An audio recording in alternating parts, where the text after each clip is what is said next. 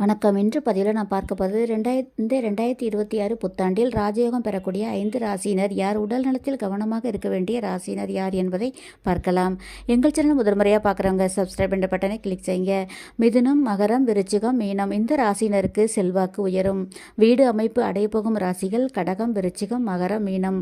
பல வருடங்களாக குழந்தைக்காக காத்திருக்கும் இந்த ராசியினருக்கு இந்த 2026 கட்டாயம் குழந்தை பாக்கியம் கிடைக்கக்கூடிய ராசிகள் விருச்சிகம், மகரம், மீனம்.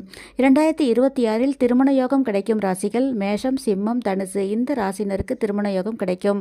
வாழ்க்கை தரம் உயரப்போகும் ராசிகள், அதாவது தடையில்லா பணவரவு கிடைக்கப் போகும் ராசிகள் மிதுனம், கும்பம், துலாம்.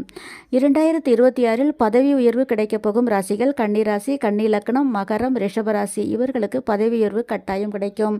2026 உடல் ஆரோக்கியத்தில் கவனமாக இருக்க வேண்டிய ராசிகள் கடகம், கும்பம், மீனம்.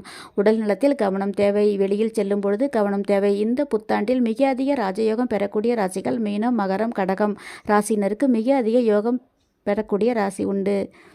எங்கள் சேனல் பிடிச்சிருந்தால் லைக் பண்ணுங்கள், சப்ஸ்கிரைப் பண்ணுங்கள், வீடியோவை ஷேர் பண்ணுங்கள். நன்றி.